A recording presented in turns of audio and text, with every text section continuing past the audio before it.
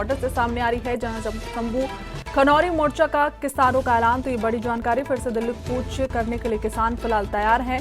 आपको बताते चले कि किसानों का शंभू बॉर्डर से दिल्ली कूच का ऐलान हो गया है। तो ये बड़ी जानकारी शंभू बॉर्डर से सामने आ रही है।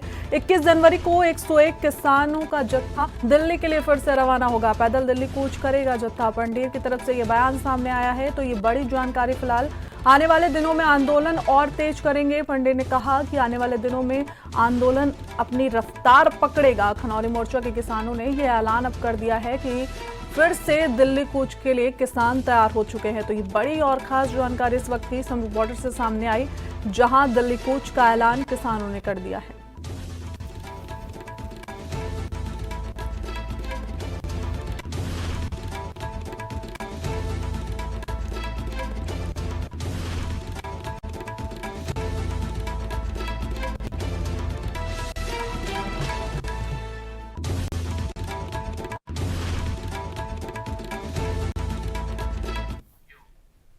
ज्यादा जानकारी देने के लिए हमारे साथ किसान नेता जुड़ गए हैं, स्वामी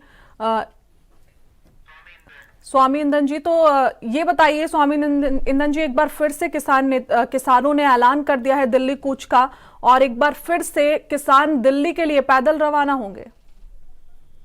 देखिए, आज देश में पूरी दुनिया ही जो है एक इमरजेंसी के दौर से गुजर रही है। पूरी दुनिया में फूड क्राइसिस है, इंडस्ट्री क्राइसिस नहीं है जी। ऐसे में जो अन्नदाता है वो बहुत दुखी है, क्योंकि दुनिया में जहाँ खाद्य पदार्थों की किल्लत आ रही है, वहीं खाद्य पदार्थ को पैदा करने वाले को उसका जो मूल्य है उसको नहीं मिल पा रहा है। तो किसान सरकारों से बार बार ये गुहार लगाते हैं कि हमारे जो उत्पादन है उनको आप एमएसपी के लिए हमारे को न्यूनतम समर्थन मूल्य कम से कम दें।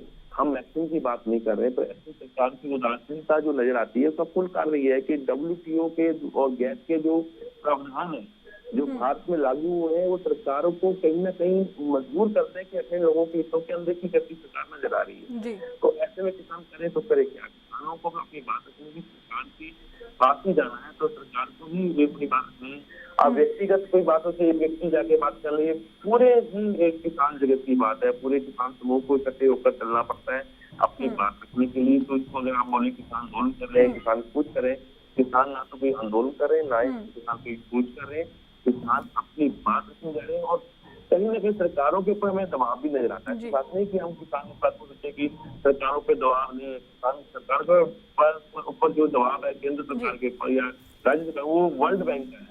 वर्ल्ड बैंक की सरकारों ने इतना पैसा ले रखा है कि उसको जो है उसको पूरा कर पाना पैसे को तो दूसरी बात, उल्टा उस पैसे का ब्याज भरने के लिए सरकारें जो उल्टा ऋण लेती है, जिससे देश की स्थिति बदतर होती जा रही है। अगर मैं कहूँ भारत सरकार को किसी के पास हाथ फैलाने की जरूरत नहीं है, सिर्फ आप किसान और देश के कमेरे वर्ग के पास खड़े हो जाए, किसान कमेरा इकट्ठा हो जाए, देश की आर्थिक स्थिति भी सुधरेगी और देश पर अपना ही जो पैसा होगा और विदेशी मुद्रा हम अर्जित करने में कामयाब होंगे। क्योंकि आज पता ही आपको रशिया यूक्रेन युद्ध लगा हुआ है। बिल्कुल इंद्रजीत जी, देखिए आपसे एक बात जानना चाहेंगे कि ये सभी लोग इस बात से सहमत हैं कि जो किसान है वो भारत की रीढ़ की हड्डी है, चाहे वो सरकार हो या फिर आम आदमी हो, सभी को ये चीज बहुत अच्छी तरीके से पता है। लेकिन क्या वजह बीच में आ जा रही है कि जो किसान है वो तो बातचीत करना चाहते हैं, लेकिन सरकार सब कुछ समझने के बावजूद भी बातचीत करने के लिए तैयार नहीं है। और दूसरा ये कि जो 12 मांगे प्रमुख किसानों की तरफ से की गई हैं, उसमें से कुछ मांगे अगर पूरी कर दी जाती हैं, जैसे एमएसपी वाला हो गया या कर्जा माफी को लेकर जो किसानों की मांग है, अगर पूरी की पूरी ना करके कुछ अगर मांगे मान लेती है सरकार, तो फिर ये विरोध खत्म होने की संभावना नजर आएगी। बिल्कुल सही कहा आपने। अगर सरकार एक पहल करे, जिसे पूर्व में सरकार ने पहल की थी, जब 13 महीने का आंदोलन चला था, सरकार ने 3 कृषि बिलों को वापस लिया था और साथ में 2 प्रमुख मांगी और मानी थी, एनजीटी का कानून और कब्जा मुक्ति की बात हो और बिजली संशोधन बिल की बात सरकार ने मानी थी। तो उससे एक बैलेंस बना, तो किसान आंदोलन सभी बात थी, पर उन्हें उन्हीं बातों को सरकार द्वारा किसी न किसी दूसरे रूप में लागू करने की बात जब आई तो किसानों को उसका दुख हुआ और किसानों के द्वारा आंदोलन हुए। ये डायलॉग की कमी के कारण। ठीक है स्वामी इंद्र जी, हमारे साथ जुड़ने के लिए आपका बहुत बहुत धन्यवाद।